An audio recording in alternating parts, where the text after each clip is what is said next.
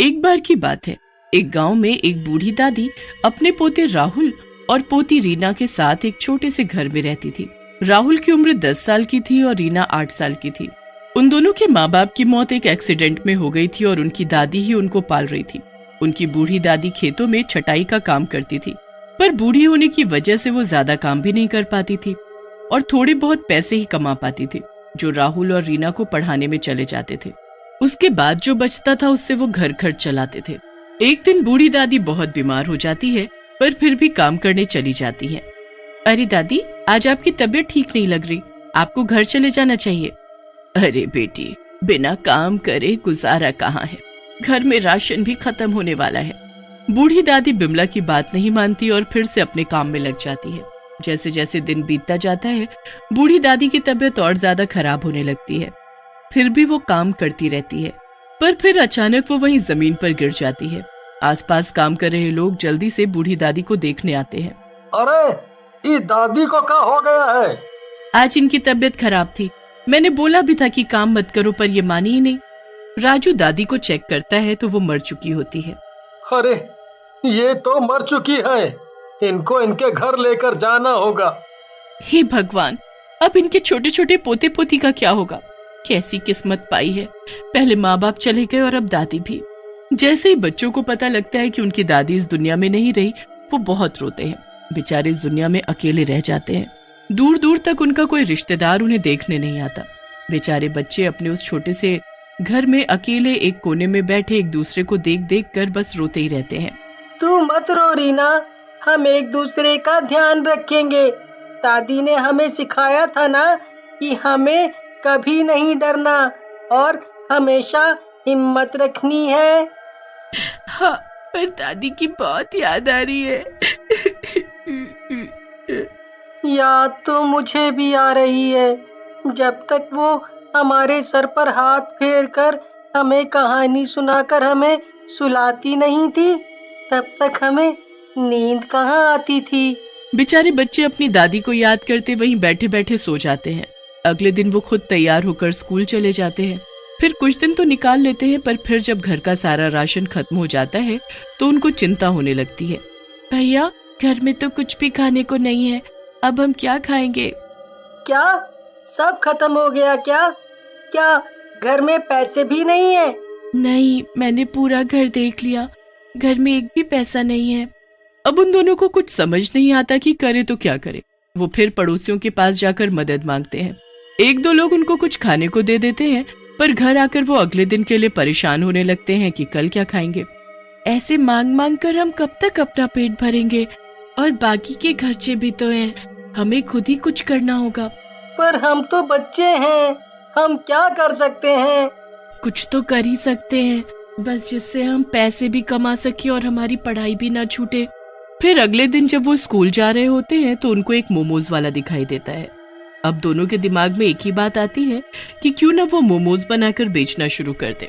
बस फिर फटाफट दोनों घर जाते हैं, पर अब उनके पास पैसे नहीं होते। फिर रीना दादी के भारी भारी 2-4 पीतल के बर्तन निकालती है और उनको बेचकर वो मैदा, पत्ता गोभी और बाकी का सामान ले आते हैं। उसके बाद वो मोमोज बनाना शुरू कर देते हैं, पर उनसे मोमोज बनते ही नहीं है। अरे, ये तो बन ही नहीं रहे, समझ नहीं आ रहा, पर सारे मोमोज खराब हुए जा रहे हैं। अब हम क्या करेंगे? शायद हम भूखे ही मर जाएंगे। काश दादी होती तो हमें ये सब दिन ही ना देखने पड़ते। दोनों बच्चे खूब कोशिश करते हैं और रोते रोते ही सो जाते हैं। उसके बाद वहाँ उनकी बूढ़ी दादी चुड़ैल बनकर आ जाती है। वो अपने बच्चों को देखकर बड़ी दुखी होती है। हाय मेरे प्यारे बच्चे, इनको क्या क्या देखना पड़ रहा है, पर मैं अब आ गई हूँ, मैं सब ठीक कर दूंगी। बस फिर वो बूढ़ी चुड़ैल मोमोज बनाने बैठ जाती है। एक के बाद एक वो फटाफट ऐसे मोमोज बनाकर तैयार कर देती है कि कभी किसी ने पूरे गांव में नहीं खाए होंगे। मोमोज बनाने के बाद वो वहां से गायब हो जाती है। सुबह जब बच्चे उठते हैं और इतने सुंदर मोमोज बने हुए देखते हैं तो वो खुशी से पागल हो जाते हैं। हमने तो सारे मोमोज खराब कर दिए थे, फिर ये किसने बना दिए? पता नहीं, कहीं भगवान ने तो हमारी मदद के लिए किसी को नहीं भेजा।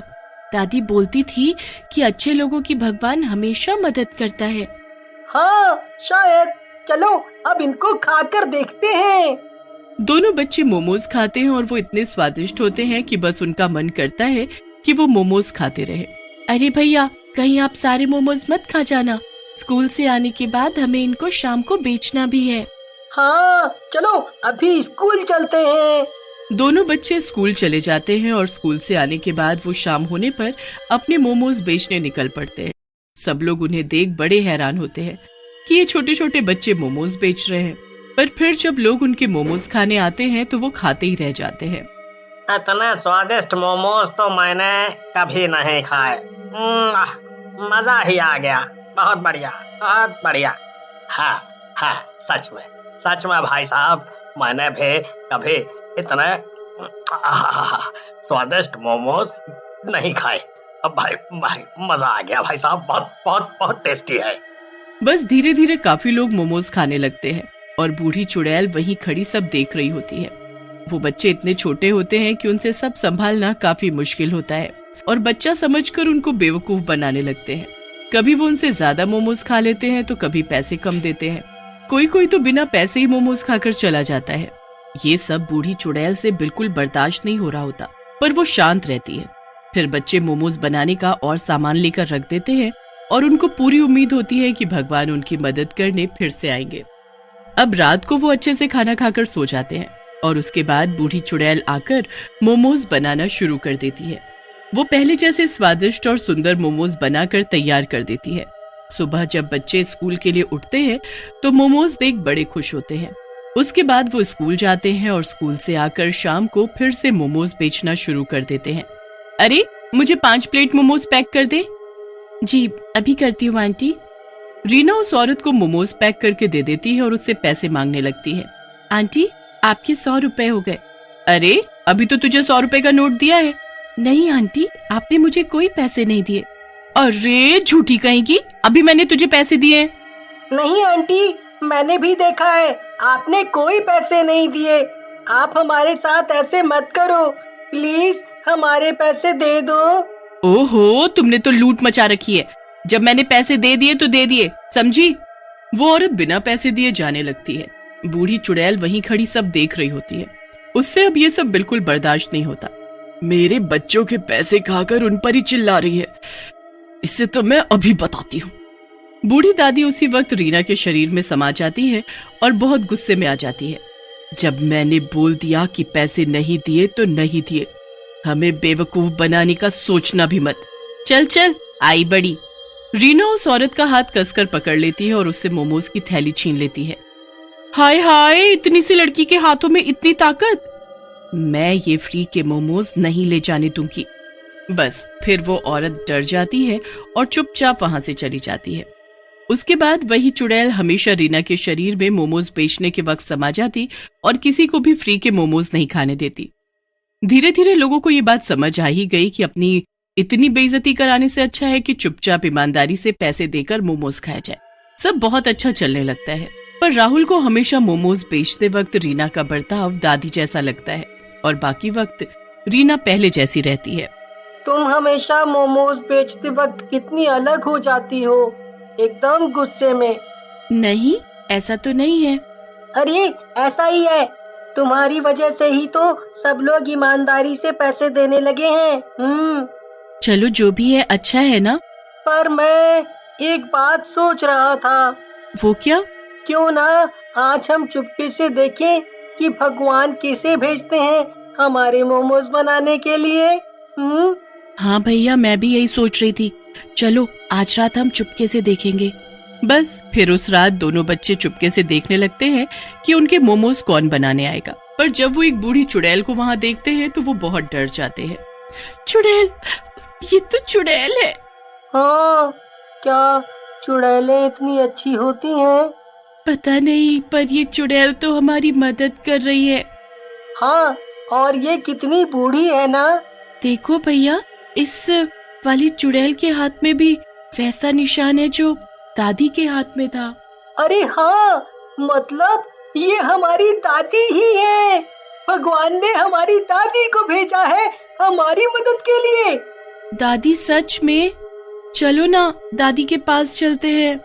नहीं नहीं, क्या पता वो हमारे जाने से गायब हो जाए, वरना क्या वो खुद नहीं आती हमसे मिलने?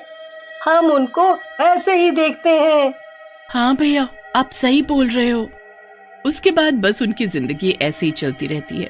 बूढ़ी चुड़ैल उनकी तब तक मदद करती है जब तक वो बड़े नहीं हो जाते। राजू बड़ा होकर इंजीनियर बन जाता है और रीना टीचर।